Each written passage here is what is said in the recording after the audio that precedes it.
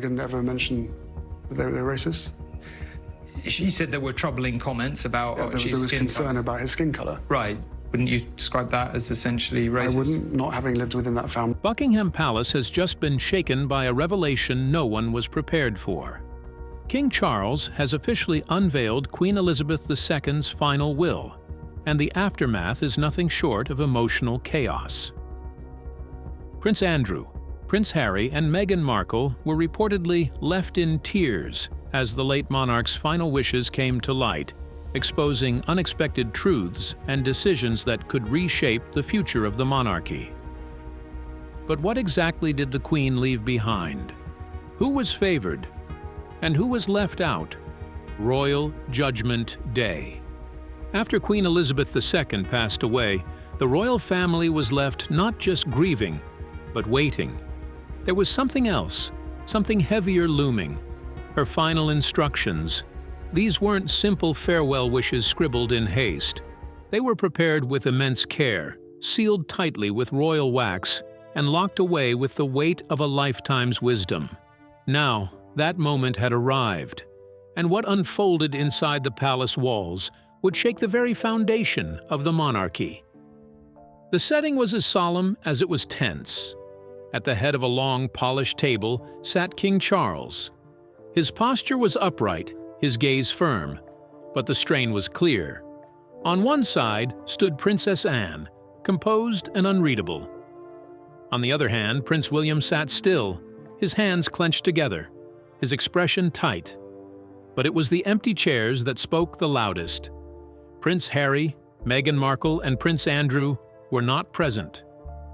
Still, their names lingered in the air like thunder before a storm. Then came the will, read not by a court official, but by Sir Gavin Oakage, the Queen's private legal advisor. His voice echoed through the hall, steady and unwavering, but behind every carefully chosen word was a deeper message. This wasn't just about dividing wealth or passing on royal titles. It was about drawing lines, settling scores, and setting the record straight. Throughout her final months, the Queen had watched her family fall further into scandal. A grandson who turned his back on tradition. A son buried under disgrace. Headlines are dominated by drama instead of duty. But rather than publicly react, the Queen remained silent until now. What the public saw as calm detachment was actually a quiet, calculated response. And that response was devastating. One particular section stopped the room cold. Section 7. It cut off all financial ties to Prince Harry and Meghan Markle, permanently. No future payments, no royal trust access, no property rights. Their children were denied titles, with the Queen stating that titles must be earned through service, not claimed through celebrity. But the sharpest blade was still sheathed, a sealed envelope, hidden within the will. This envelope, the Queen declared, was only to be opened if her decisions were challenged. Inside, proof. Letters, recordings, and documents that held truths too dangerous to reveal, unless forced. Should anyone contest her will, that envelope would go public and be shared across the Commonwealth. It wasn't just a defense, it was a warning. But that wasn't all. Section 8 targeted Prince Andrew directly. His remaining military honors, patronages, and ceremonial privileges were stripped. He was given 90 days to vacate royal properties, and if future legal troubles arose, the palace would not shield him. No legal team, no protection, nothing. The room fell into thick, stunned silence. Princess Anne remained still. William barely blinked, and Charles, his mask of composure cracked just slightly. And yet, the Queen had only just begun to reveal her plan. The Queen's secret strategy. But was it protection or punishment? Stay glued to your screen. Secrets buried in a sealed envelope. In the days following Queen Elizabeth's death, Buckingham Palace became a fortress of whispers and silence. Outside its towering gates, the media buzzed, reporters lined up, and royal watchers leaned in, waiting for answers. But what they got wasn't clarity. It was a wall of polite deflection. Official sources offered nothing but carefully worded statements, insisting certain matters were private. Yet the absence of denial said more than any formal announcement ever could. Behind those stone walls, something heavy was brewing, something the Queen had orchestrated before her final breath. It wasn't sparked by a headline-making memoir or a bombshell interview this time. It was a quiet, calculated move from the Queen herself, not just the ceremonial sorting of wealth and property, but a deeply personal and deliberate act of legacy preservation. This wasn't just paperwork. It was a final message, clear, unwavering. Loyalty to the crown comes with weight, and breaking that loyalty has a cost. Somewhere deep in the palace, shielded behind locked doors and trusted hands, sat a sealed envelope. No one opened it. No one had to. Its very existence hung like a storm cloud over Prince Harry, Meghan Markle, and Prince Andrew. Silent, but full of consequence. They had two choices: stay quiet and avoid further scandal, or challenge the Queen's parting decisions and potentially set off a chain reaction of explosive truths. Because if that envelope was ever opened, its contents would echo far beyond the palace walls. The envelope wasn't just protected, it was secured with intention. It would only be unsealed under one condition: betrayal of her final wishes. If that moment ever arrived, the documents inside would be read aloud before the Royal Council, word for word, untouched and unchanged. Copies would be dispatched to Commonwealth leaders. There would be no hiding, no edits, just raw, unfiltered truth. Those close to the late Queen whispered that this envelope had been in the works for years. Her longtime private secretary, who stepped down in 2021, told friends the Queen began collecting sensitive materials more than 2 years before her death. She gave precise orders: archive everything, emails, letters, eyewitness accounts from staff, recordings of key conversations. She wasn't being vengeful, she was being thorough. Her legacy wasn't just about tradition, it was about survival, and survival meant keeping the monarchy intact. Her biggest turning point? The Oprah interview. When Harry and Meghan hinted that a senior royal questioned their baby's skin color, the Queen was shaken. She had seen scandals before, but this was different. The fallout was global. Her family, her life's work, was labeled racist and indifferent. The damage was swift and deep. That moment, insiders say, was when the Queen decided to act. She began collecting, documenting, preparing, quietly, carefully, not just to defend the monarchy from public attacks, but from within. And now, as the shadows of that sealed envelope linger, Harry and Meghan's reaction sent shockwaves. But what did they say behind closed doors that forced the palace into damage control? Stay tuned. Prince Andrew, Harry, and Meghan's nightmare.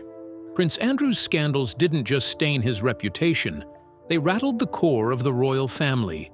His infamous ties to Jeffrey Epstein, that disastrous BBC interview, and the high-profile lawsuit in the US had dragged the monarchy into dangerous territory.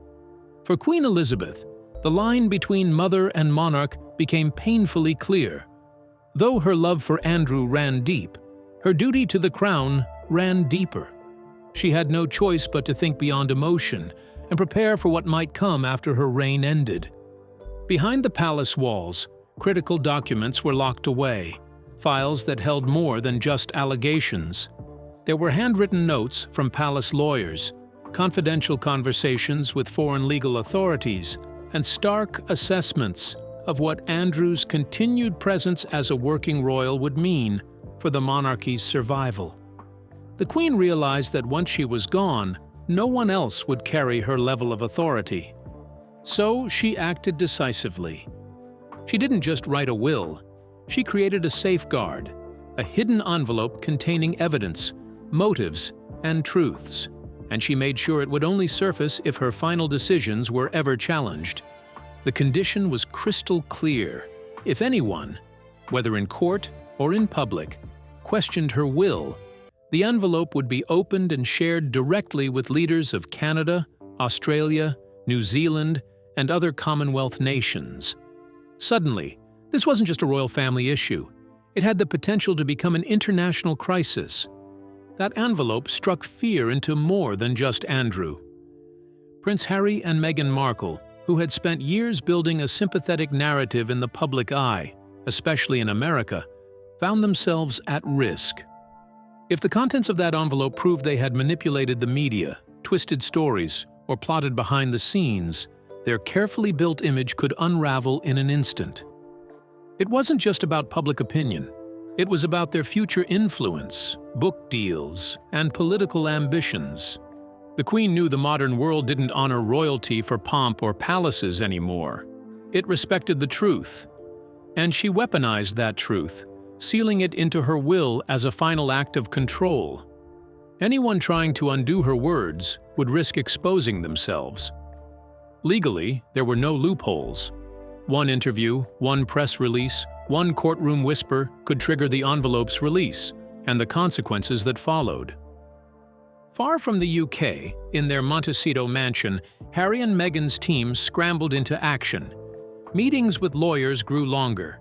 Publicists revised strategies. Meghan's highly anticipated memoir was quietly delayed. Whole chapters were edited, softened, or removed altogether. Harry's aides were visibly anxious, and back at Royal Lodge, Prince Andrew was just as unsettled. Though never convicted, he had already been judged by the court of public opinion. Now, with the Queen gone, so was his greatest protector. The will made another brutal point. No royal could intervene in legal matters involving Andrew. No more special treatment. No more palace defense. He was truly on his own. For King Charles, the envelope felt like both a tool and a trap. He understood his mother's intentions, but he also knew that even the slightest misstep could bring the whole plan crashing down. If he altered anything in the will, it wouldn't just create backlash, it could open the envelope. And once that happened, there would be no way out but what could be inside that's terrifying the royals into silence. Stay tuned. The Queen's unbreakable condition that changed the game. Before her passing, the Queen took deliberate and thoughtful steps to safeguard the monarchy's future. She ensured that the truth, no matter how difficult, would remain protected, ready to reveal itself when the time came.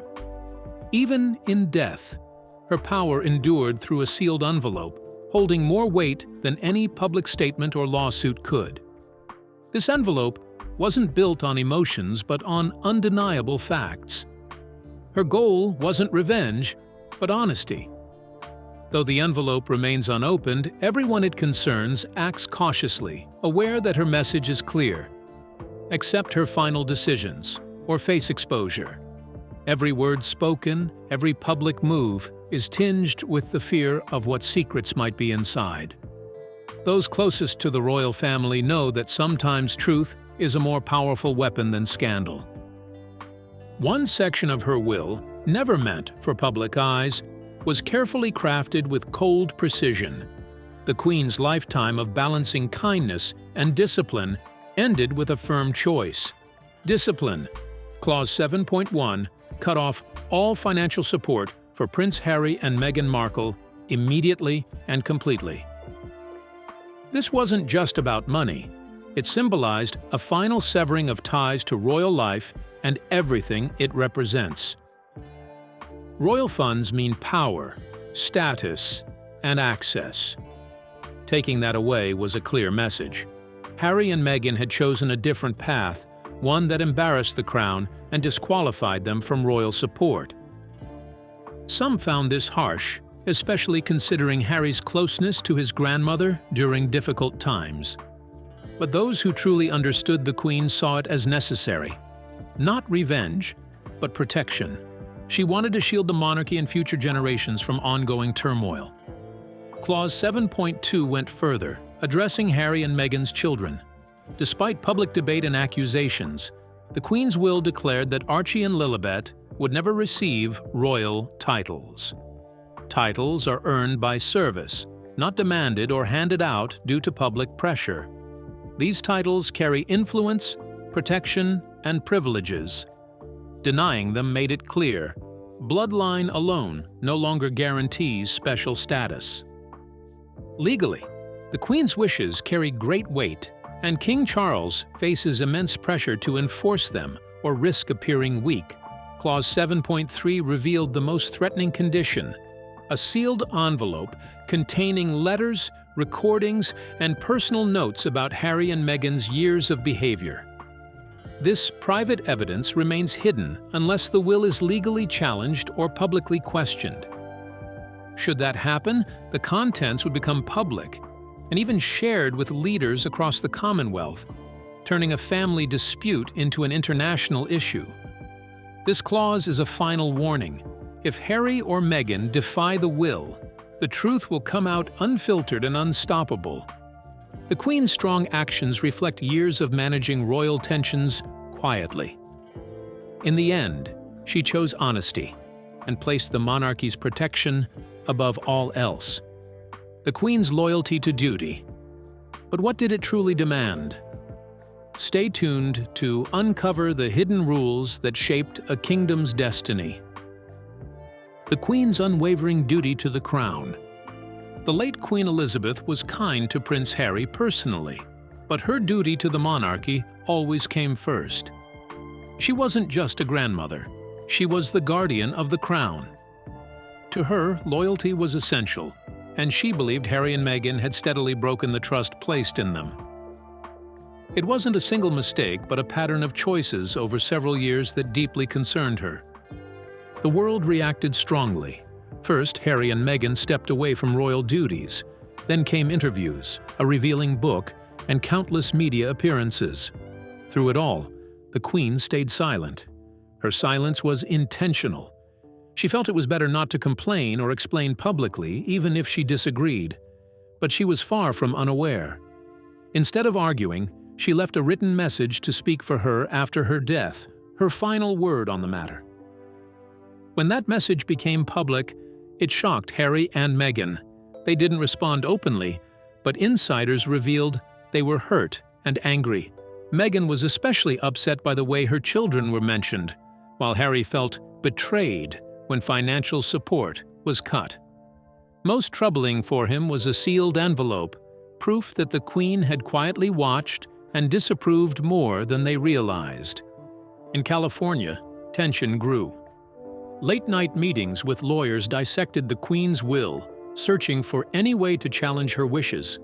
They faced a hard choice: speak out and risk the envelope being opened, exposing even more private family secrets, or stay silent and risk seeming guilty of what the Queen suggested.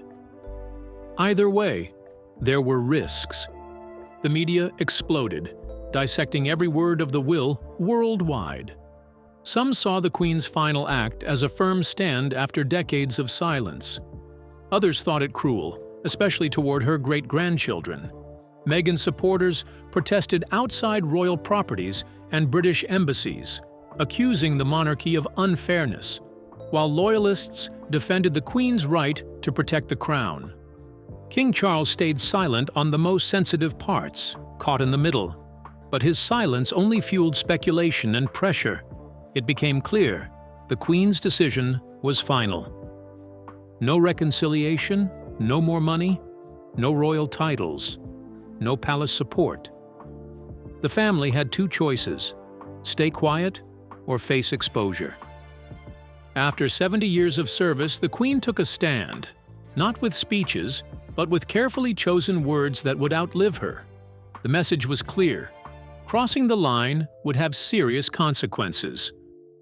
Now fully independent in California, Harry and Meghan faced the full cost. No royal privileges, no financial safety net, completely on their own. The Queen's message was sharp and unmistakable. Some in the palace saw it as necessary to protect the monarchy. Others were stunned by its finality. Whatever the view, the choice was made. Now, what exactly sparked the explosive fallout inside the royal family? The story only gets darker from here. Stay with us as we dive into the royal family fallout. The royal family fallout. The world was divided. Some believed the Queen had made the right decision, standing firm to protect the crown and its future. Others thought she went too far, cutting off not just Prince Harry, but also his innocent children. The backlash was intense. Crowds protested outside Windsor Castle and even gathered at British embassies across the globe. Supporters of Meghan and Harry called the royal family cold, elitist, and even accused them of racism. On the other side, traditionalists argued the Queen had simply honored her duty. Her actions, they said, were about preserving the monarchy, not personal revenge. Caught in the storm was King Charles. As the new monarch, he had to balance loyalty to his mother with the growing crisis surrounding her final wishes. Yet he said very little. Bound by royal duty and the need to appear impartial, Charles avoided commenting on the most painful part of the Queen's will, the sealed letter. That silence only deepened the confusion and tension across the country and inside the family. In California, Harry and Meghan received the news early in the morning. Fog still clung to the glass windows of their Montecito home. Harry, already sleepless from anxiety, had sensed something was coming. When his phone finally rang, it was his lawyer in London. The conversation was slow, the words hard to absorb. Harry didn't take notes. He didn't need to. Every sentence felt carved into his memory. As the call ended, he sat in silence, staring out at the dull gray Pacific Ocean. For a moment, he felt like the ground had vanished beneath him. The shock quickly turned into a deep ache. Quietly, he walked past Archie and Lilibet's bedrooms and into a small office at the back of the house. He sat on the floor, buried his face in his hands, and tried to breathe. First came disbelief. He had braced for financial consequences, but the clause, stripping his children of royal titles, that hit him like nothing else. He had always hoped the Queen would leave that choice to Charles, or at least soften the blow. But instead, she had shut the door entirely. It wasn't just rejection, it felt permanent. Anger flared next. His children had done nothing wrong.